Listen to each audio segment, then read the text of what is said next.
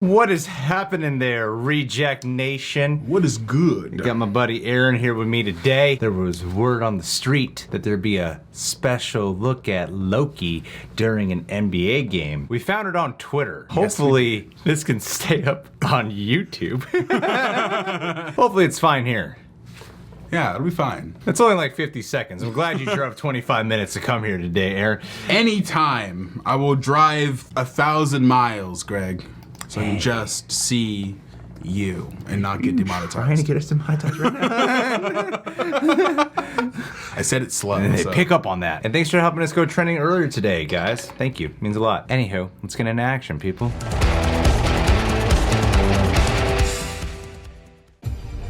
And now a special look at Marvel Studios' original series, Loki.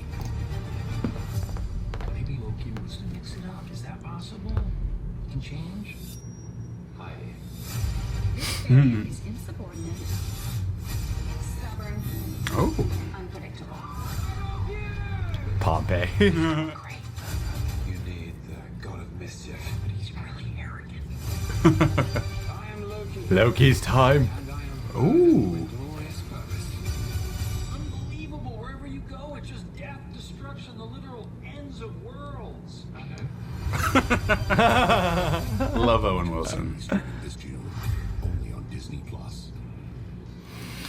Nice. I feel like that's going to be the best one of the three this year. It looks really good. I really am under the impression it will be. Owen Wilson and Tom Hiddleston are just so charismatic. It seems like we're gonna get a lot of really random, really cool historical stuff in there. Yeah, I mean, you see like with the events of Pompeii. What I got a little bit more this time around during this specific one was Owen Wilson's Mobius character. How he really seems to be rooting that Loki does good. Yeah. That Loki does better. Because there were some vibes in the other trailers where I wasn't sure is he just pulling some strings? Is he being just kind of, is he trying to manipulate the manipulator? But it really seems like, because you have these behind the scenes conversations that he's having with other TVA members here of like, no, just give him a chance. You know? Right. Give the guy a chance, but I feel like he's being pushed to the edge because Loki is not cooperating, or Loki's not playing the game the way he'd like Loki to play.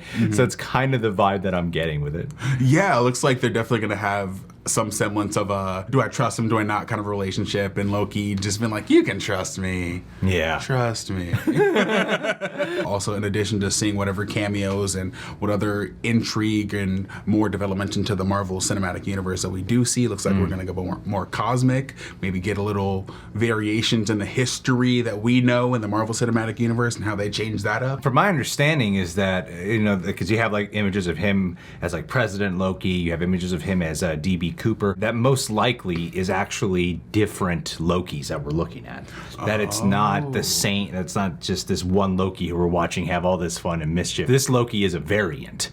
Who we're watching, the one from Endgame, not the main prime time Loki. Forget what HBO Loki.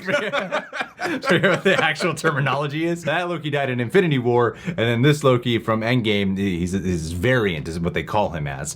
So I think what we're looking at are other variants of Lokis, and he's kind of meddling into or like trying to help fix the timeline and such. That I feel like what he did causes huge disruption, and now we got all these other Lokis doing all kinds of crazy things, you know? Wow, I really like that. That's a really cool theory. A Loki team up, like Yeah. all the different variations of Loki. I think it would help better explain a lot of like the random variety of situations that we're seeing here.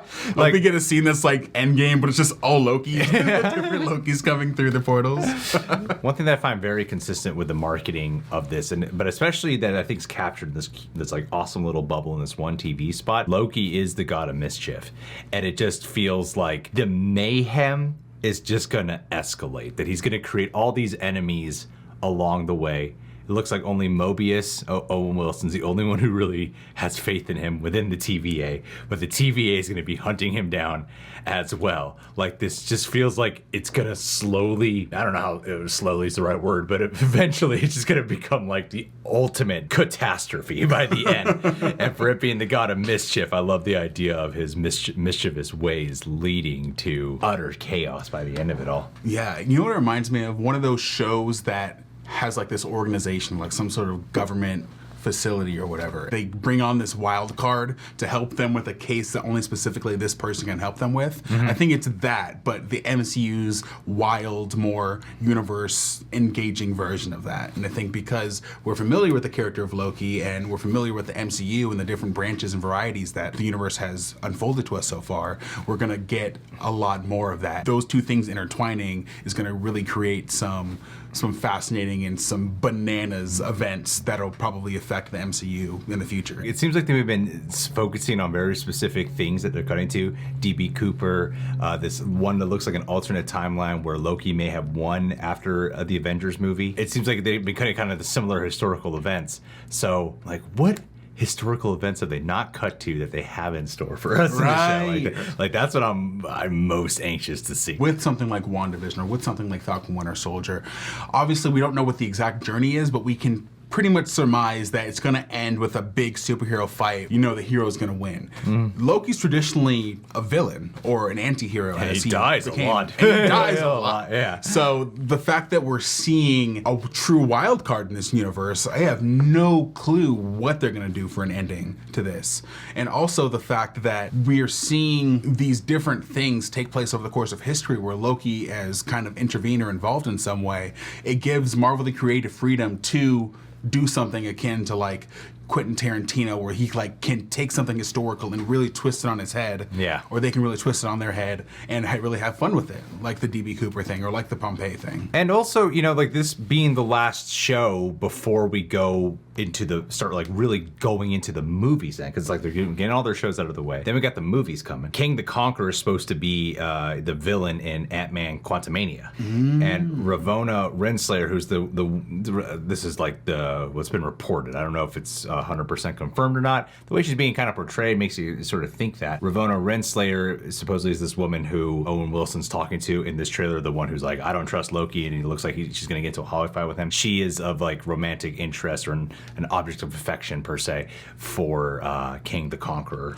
And there looks like there's some events here that will tie directly to King the Conqueror as well. Ooh. So, you know, I mean, this could be one that heavily connects to the upcoming craziness of the multiverses and the cosmicness and all that jazz, you know? Okay, interesting. Yeah. I never thought about that. That's okay. I mean, and this is the most she's featured in this trailer. Really? Out of all the other trailers, this is even though it's the shortest one, this is the most she's been featured. Wow. So I feel like they want us to pay attention to her. I think that is super cool. I really, really hope that you're right. And they do tie those things together. I mean, yeah, it's something that I've heard. So, yeah. All right, guys. Well, Loki, are you excited for the show? Leave your thoughts down below. Subscribe, click that notification bell, hit that like button. Aaron, thanks for swinging on by on your way over to the pet store. Yep. Woof woof. I went with pet store today. I'm a I don't know why that was my go-to. It's okay. I don't know why I woofed. Deontay W. Tongue Punch Fart Box. Exactly that. What's good, my good sir? If there's anyone who is mischievous at our Patreon page, it's got to be this guy. It's you. Constantly sticking his tongue in fart boxes all around the world. But also, I wanted to make sure to shout him out today because, Aaron, according to our shout out tier, he is the token black guy at our Patreon page. Wow. And you being... You know what? A friendly gentleman. Yeah, I don't need to go further. I think I caught myself. He caught himself. I caught myself, tongue punch, fart box. Let's just stick to that. I was really hoping he's gonna finish it, but I got it. I got it for you, Mr. Fartbox. You and me. We're my only two black friends. Your only two black friends. Who's Tyrone Magnus? I don't know. But he's my long distance black friend. Right, you're in categories. That's right. That's right. You know, man, we appreciate you for being here, for subscribing. I know you're here for him. Maybe you like me too. I don't know, man. I just heard of you. Greg is. Don't be racist. Oh wait, you can't. Why? Oh, shit. Racist? I'm really trying to be cultured right now. Go home, Greg. Okay, I'm sorry, everyone. Every month, all I have to work with is tongue punch fart box. I'm sorry, I'm trying.